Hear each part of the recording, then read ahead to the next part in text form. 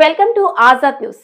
బాన్స్వాడ నియోజకవర్గంలోని దర్గా బడా పహాడ్ హజరత్ సయ్యద్ షాతుల్లా హుసేని రహిమతుల్లా అలహి వద్ద రాష్ట్ర వక్ఫ్ బోర్డు తరఫున దర్గాకు వచ్చే భక్తులు మరియు జైర్లను కోసం ఒక అపీల్ మరియు పోస్టర్ ను అందించడం జరిగింది.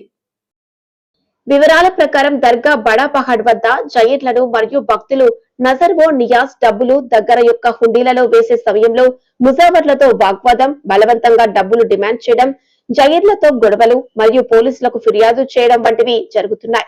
ఈ నేపథ్యంలో రాష్ట్ర వక్ఫ్ బోర్డు జైర్లను సౌకర్య కోసం దర్గా బడాపహాడ్ వద్ద నోటీసు బోర్డులు ఏర్పాటు చేసింది.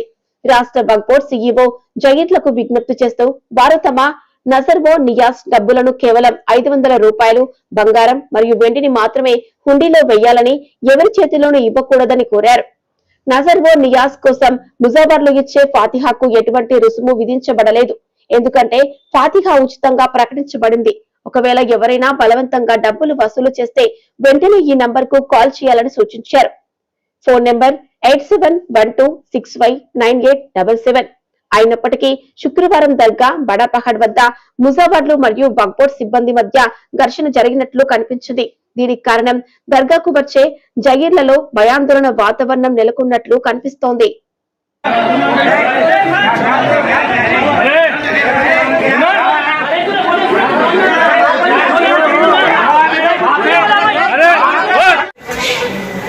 ₹500 बोल रहे हमारे हाथ में तो लिस्ट बनाना का थे, लिस्ट बनाना का था, किसको दिखाना का थे लिस्ट